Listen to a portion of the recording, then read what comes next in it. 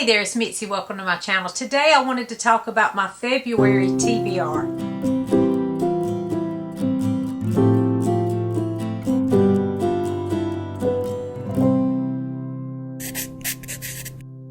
So I have several readathons and challenges and all sorts of things that I want to participate in during the month of February. So I have a whole stack of books here, and that does not mean I will read all of these, but these are the books that will help me reach different goals that I have set for myself. The first book I want to mention before I forget is The Secret of Shadow Ranch. This is book 5. You know what, by the way, I love that the Nancy Drew actually puts the number. I don't know about you, but it drives me crazy when I'm trying to read a series in order and I don't know what number it is. But thankfully, Nancy Drew puts the number. Thank you, Nancy. So I loved Nancy Drew. Growing up, I always went to the library and read Nancy Drew. I can remember seeing them on the shelf in my little elementary school library. And right now, I am doing a little read-along of the Nancy books. We're calling it Let's Read Nancy, and I have a Voxer group. If you're interested in joining us, you can join us at any time. We are reading number 5. That's where we are. But they're easy to read, so if you want to read the others, you know, on your own time and then come join us, or you can start with number 5 and go back to those others later, because they don't have to be read in order. But we're having a great time reading the Nancy Drew books, and if you're like me and you love those as a kid, maybe you would like to join us. So all you have to do is email me. I keep my email in the description box. Email me, let me know that you want to be a part of our group, and I will put you in the Voxer group and you can start discussing it with us. And again, we have a great time.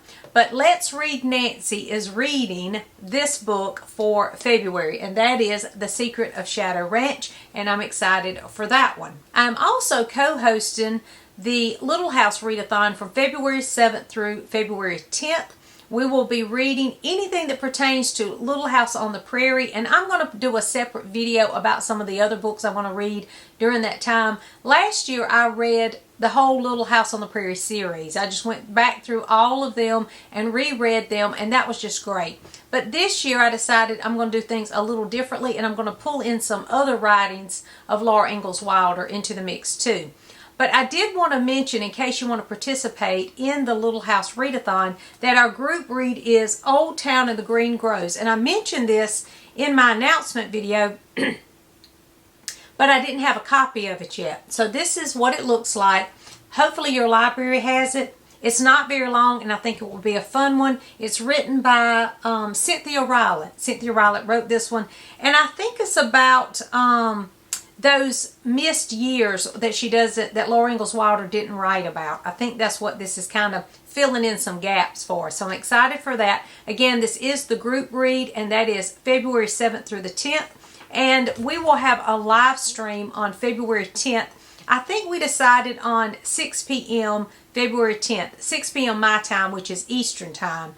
So if you can join us, and if you just love the Little House books and you don't even read one for the challenge, join us and we can just reminisce and celebrate Laura Ingalls Wilder and her contribution to children's literature. So that'll be fun, and that will be coming up very soon. But I will be adding a little video a little bit later in the week of the books I'm going to read for that in particular readathon. I'm also going to participate in I think they're calling it the WeLoveJenny readathon. It's a celebration of Jennifer Brooks, who we lost earlier this year. I think it was the first week in January that we lost our booktuber friend Jennifer Brooks, and she was brilliant and beautiful inside and out. And I just loved watching her videos, and I just gained so much from it. And I am just in shock still of losing Jennifer. And so we are celebrating Jennifer this month by reading some of her favorite books. And there's, I think there's a group read, but I'm not going to participate in the group read. But I did want to read something for this particular readathon because I thought it was an important one. And so I'm going to read The Flight of the Falcon by Daphne du Maurier. I'm actually buddy reading this with Alice from Alice in the Giant Bookshelf. She reached out to me. We had talked about buddy reading it before, but she reached out and said, did I want to join her in reading this for the WeLoveJenny readathon, because Jennifer loved this book, and she had talked to Alice about it a little bit, and I said, yes, I would love to participate in that. So we're going to read The Flight of the Falcon. This is one of the Daphne du Mauriers that I have not read. It's not very long, but I am excited to read this one because I have heard great things about this one. I'm also going to participate in the Retro Romance. And again, all of the information, anytime I mention a readathon or reading challenge, I will leave everything in the description box below because we have several hosts for all of these things. I don't normally do the Retro Romance, but I thought this would be fun because I have this particular book that I want to read, and it fits because it has to be an earlier, I can't even remember what the date is, y'all. That's how horrible I am at sharing the news about these readathons. But anyway, I know this one fits because it was written in the 1920s. So I know this is retro if there was a retro romance. But this is a Christian romance. It's written by Grace Livingston Hill. I found this at I think a library sale, and I just love the cover of it. It's called Ariel Custer.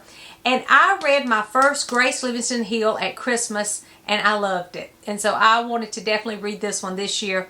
I also am trying to do the A to Z challenge, and I didn't even find something for January. But when I saw this Ariel Custer, I thought, well, that'll work for the A to Z challenge as well as Retro Romance. So I'm going to read this one for the Retro Romance readathon. Again, I don't read a lot of romances, but in the I don't know what it is, I guess Valentine's Day, but in the month of February, I do want to pick up some. I actually have a little stack over here I'll talk about in just a minute of some novellas that I want to read.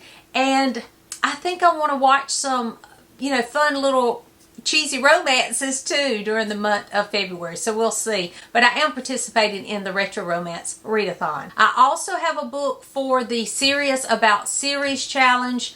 This time it is based on the number 4 and the 4 seasons. And so for winter, I'm trying to read through as many of the Elm Creek quilt books that I can. And I read one in December. That was before we even started the 2024 challenge. But I have not read anything yet, and I have a long way to go. I think this is like the second book in the series, but it's the third book I'm going to read because I'm trying to read them in the order that Jennifer Shiverini suggests reading them. And so this one's called Round Robin. Again, it's the Elm Creek quilt series, and so I definitely want to get to this because I want to read at least 3 of these before spring, and I need to hurry up and get to this. So I definitely want to read this one, and hopefully I'll get to a couple of others too. And then I'm also participating in the Agatha Christie challenge. This year it's called Through the Decades. But for the 1920s, I chose The Murder on the Links, and so I need to read this one. I think this is the second in the Hercule Poirot. I haven't read that one. I haven't read many Hercule Poirot. I've read, just a handful, the more famous ones like Murder on the Orient Express and Death on the Nile. And I've read the first one because we read that last year for a reading challenge. So I think this is the second, but it was published in the 1920s, so that will fulfill that prompt for the Through the Decades challenge. Okay. So I have these 3 books, and at Christmas time I read Melody Carlson. I just started doing that. I love her little Christmas novellas, and so I have been collecting them. I found a bunch of them at a library sale, and it was one of those fill your tote, and so I filled my tote with just Melody Carlson. And I love her little novellas because they're quick reads that I can just squeeze in, put on my nightstand, and read, right before bed. And they're sweet little stories, and they're always heartwarming. Well, I found out that she had this little Valentine series, and so I went crazy and bought all 3 of them. But I thought, okay, I bought them at Christmas time, and I hadn't talked about them because I wanted to talk to you about them in February because I knew Valentine's Day I would want to read them. So after the Little House Readathon next week, the following week will be Valentine's Day, and so during that week, I'm going to try to read these 3 novellas. Now, I have a bunch of books to read. Who knows if I'll get to them, but they're short, and I want to try to squeeze at least one in this year. But these are super cute covers, and they have super cute little cheesy titles, too. This one's called Once Upon a Winter's Heart, and that's what that one looks like. And this one says that she suffered over a decade of dating disasters, and I think she's going to help out in this little shop. It's not long at all. This one is like a little over 150 pages, 160 pages maybe. So this will be a quick read. The next one is, I think this one's next. No, the next one, I think this is the order that they were published. I don't think you have to read them in order. This is called Love Gently Falling, and that is a precious cover too. I mean, these look like just little romances, sweet little romances. Again, these are not even 200 pages. And Your Heart's Desire. I love the cover of that one. I love her dress. It's just so pretty. So these three are my goal for Valentine's Day. This is my romance reads. The Ariel Custer by Grace Livingston Hill for the Retro Romance. And then these three little romances. And I think Sarah from the Bookish Knitter would be super proud of me for attempting to read 4 romances during the month of February. So Sarah, you're welcome. I'm giving it a try. Okay, so I also have to spin the wheel. I have started last year spinning the wheel for my book cart as well as gifted books. And I want to do the way that Krista from Books and Jams does. She created this new way of spinning the wheel. And I loved it. And I love spinning a wheel. So I went through all my books. That's why I'm kind of behind. I don't know if you've noticed that I haven't been here. If you did, thank you for missing me. But I have been a little slower about posting videos because I have been trying to reorganize these books, reorganize my book cart. You know, I got a lot of books for Christmas, trying to reorganize those things and just get things in a way that works best for me. Not only for my reading, but for BookTube too, because I have to pull the book, show you, put them back, all that kind of thing. And so I'm trying to get a better system for that so it doesn't drive me insane, because I don't like to have the books, you know, everywhere in stacks. I like to know where they are. So that doesn't work for me. I need them to be on the shelf. And so I've done that. I've made sure I put everything away and decided on what kind of system I wanted for the book cart spin. And I've done things a little differently. So I am going to make a part 2 to talk more about that. So this is part 1 of my February TBR. And then I will put up part 2 of my February TBR that includes my book cart and gifted book spin. If that makes sense. So these are the books that I'm going to be reading in February, along with the other 2 that I choose in the next part of this video. Let me know if you've read any of these. Are you participating in any of these readathons? Let me know that too. Thanks for watching, and I'll see you soon.